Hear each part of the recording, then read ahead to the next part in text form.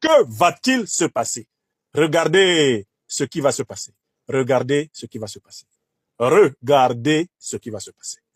Partagez. Je commence. Sur quoi compte Alassane Ouattara? Il compte essentiellement sur la brutalité, sur la force, pour se faire proclamer au lendemain du 25 octobre, élu faussement pour un 4e mandat anticonstitutionnel à la tête de la Côte d'Ivoire. Alors la force qu'il veut utiliser, c'est quoi? Bien sûr qu'il veut instrumentaliser la police, la gendarmerie, l'armée, mais également les milices spéciales, les unités spéciales qu'il a fabriquées à coup de corruption financière, qu'il a fabriquées à coup d'endoctrinement pseudo-ethnique, etc. Il compte sur la force. Il faut que tout le monde le sache. Il va vouloir se jeter violemment sur le président Laurent Gbagbo et toute la direction de l'opposition qui est en Côte d'Ivoire. Ça, c'est très clair. Les prochaines manifestations populaires en Côte d'Ivoire vont être pour Ouattara l'opportunité de se jeter avec fureur contre le leadership de l'opposition. Mais, sur quoi compte le peuple de Côte d'Ivoire? Le peuple de Côte d'Ivoire a plus d'avantages que Ouattara, que le régime de Ouattara. Premièrement, le peuple ivoirien sait que le régime d'Alassane Draman Ouattara n'est pas uni derrière lui, que c'est un régime d'individus corrompus. Ils ne sont là que parce qu'ils mangent beaucoup d'argent autour de lui.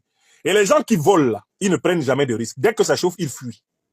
C'est vrai des mercenaires, c'est vrai des militaires au gros ventre, petit caleçon, avec l'argent volé au peuple.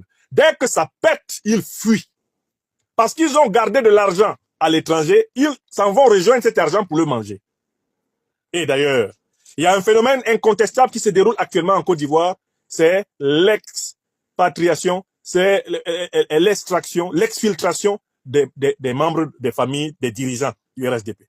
La plupart des ministres, des directeurs d'entreprise, des chefs principaux du régime RHDP, la plupart d'entre eux a déjà fait sortir toute sa famille. La plupart d'entre eux a fait faire plusieurs passeports de plusieurs nationalités à tous les membres de leur famille. La plupart d'entre eux a acheté des résidences à l'étranger, en Europe, au Moyen-Orient, partout ailleurs en Afrique, où ils ont positionné leur famille.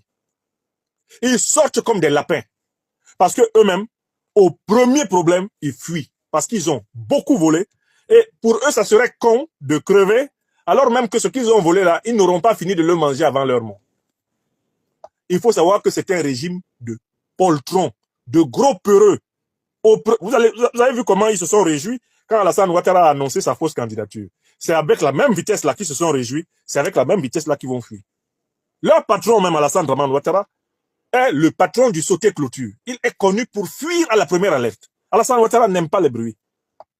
Dès que ça chauffe, dès que, il est parti. Il ne dure pas de mauvais rêves. C'est quelqu'un qui saute une barrière. À pratiquement 60 ans, il saute une barrière d'ambassade, plonge chez l'ambassadeur d'Allemagne, s'engouffre dans un char français, fuit à l'ambassade de France, court au Gabon pour échapper à la mort. Alassane Ouattara, c'est le sprinter de l'échappement.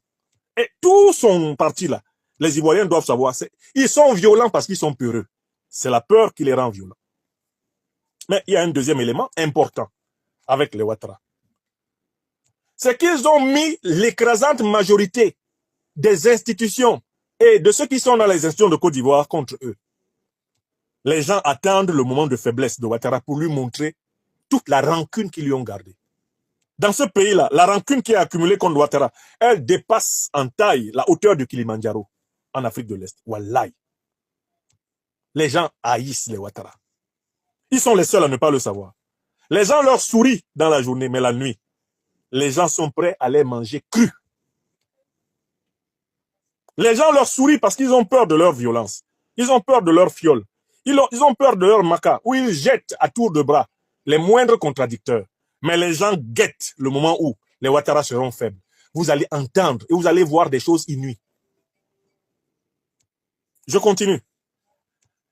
Contrairement aux périodes précédentes, Alassane Draman Ouattara et son régime n'ont pas de base arrière en Afrique. Tout le régime d'Alassane Draman Ouattara est prédisposé à se jeter dans l'océan Atlantique, à se jeter dans les avions et à fuir.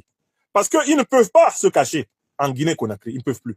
Ils ne peuvent pas se cacher au Mali. Ils ne peuvent pas se cacher au Ghana. Ils ne peuvent pas aller se cacher au Burkina Faso. Ils ne peuvent pas aller se cacher au Togo. C'est fini.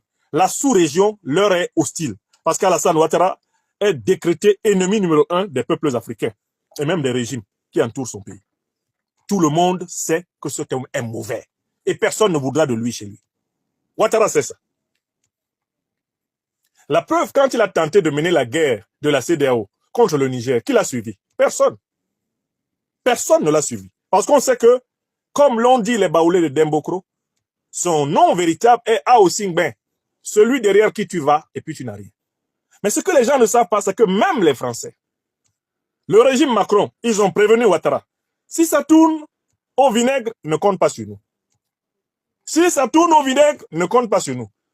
Nous ne sommes pas prêts à réengager physiquement des troupes en Côte d'Ivoire pour sauver ton régime. Tu dis que tu es très fort. Si ça chauffe là-bas, il ne faut pas citer le nom de Macron. Vous pensez que quand il a été à Paris, on lui a promis de sacrifier du sang français pour lui? Non. On lui a dit, il faut maîtriser la situation. Parce que si ça t'échappe, nous, on s'en lave les mains. Et d'ailleurs, de toutes les façons, la France n'est pas dans les mêmes conditions qu'en 2010-2011, où elle avait toute l'ONU derrière elle. Les résolutions des Nations Unies pour elle. Il n'y aura pas de résolution des Nations Unies en faveur de Ouattara. La France ne pourra pas faire passer une résolution des Nations Unies en faveur du régime Ouattara. La Russie et la Chine s'y opposeront. Systématiquement. Donc, ils savent que l'ONU n'est pas derrière eux. La sous-région n'est pas derrière eux. Donc, contrairement aux apparences, le régime Ouattara est au summum de sa faiblesse. Sa force n'est qu'une apparence. Aux premières difficultés, ils vont tous fuir. Et enfin, il y a une cinquième raison qui est très sérieuse. C'est que cette fois-ci, l'opposition ivoirienne est rassemblée sur des bases non ethniques. Les Ivoiriens savent qu'il faut se débarrasser du régime de Ouattara et que ce n'est pas une affaire de nordistes, de sudistes, de centristes, de westistes ou de western. C'est une affaire ivoirienne. Il est temps de se débarrasser d'un régime qui a humilié les Ivoiriens de toutes les régions. Les Ivoiriens de toutes les religions, les Ivoiriens de toutes les idéologies, les Ivoiriens de tous les partis, les Ivoiriens de toutes les générations ont été humiliés par ce régime. C'est donc une affaire d'honneur pour le peuple de Côte d'Ivoire. Or, si le peuple de Côte d'Ivoire, qui en est capable, sort par millions, du nord au sud, de l'est à l'ouest, en passant par le centre, Ouattara fuit s'il a de la chance. Ouattara fuit. Wallahi billahi talahi. Ni l'armée, ni la police, ni les troupes spéciales ne se permettront de se dresser devant des millions d'Ivoiriens en colère. Ils ne pourront pas. Se dresser devant des millions d'Ivoiriens en colère, ce serait suicidaire. Quand le rapport de force entre les forces de défense et de sécurité et les civils est de 1 face à 100, un soldat face à 100 hommes, le soldat qui tire se suicide. Ce sont les forces armées elles-mêmes qui iront en cas de mobilisation monstre dans le pays, qui iront dire à Ouattara, il faut partir. Ils sont trop nombreux. Wallahi billahi ta'ala, on ne peut rien faire. Hein, patron, c'est mauvais. Pardon, attends, il faut partir. Pardon, il faut partir. Wallahi, c'est ce qui va se passer. Et les Ivoiriens ont montré qu'ils sont capables de ce sursaut collectif. Les Ivoiriens ont montré qu'ils peuvent sortir de Korogo à Aboissou, d'Aboissou à Man, de Man à Abidjan, d'Abidjan à Yamoussoukro, de Yamoussoukro à Béoumi, de Béoumi à Akoupé, à Alépé, à Divo, à Daloa, à Gagnoa, les Ivoiriens peuvent sortir. À Mankono, partout ils peuvent sortir pour dire ça suffit. Ça suffit.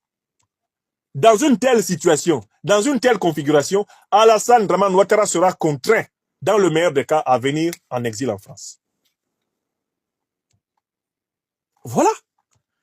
Donc, dans cette troisième partie de cette allocution, de cette conférence, je tiens à vous dire que le peuple ivoirien n'a pas d'autre choix que la révolution populaire pacifique. Et les Ivoiriens et les Ivoiriennes des forces de défense et de sécurité n'ont pas d'autre choix que de protéger le peuple ivoirien. Parce qu'Alassane Ouattara ne peut pas être la garantie de l'avenir de la Côte d'Ivoire. Qu'il surendette, la Côte d'Ivoire qu'il méprise, la Côte d'Ivoire qu'il a brutalisé tellement de fois. Ce type ne peut plus représenter une ombre d'espoir, d'espérance pour ce pays. Trop, c'est trop. Trop, c'est trop. Et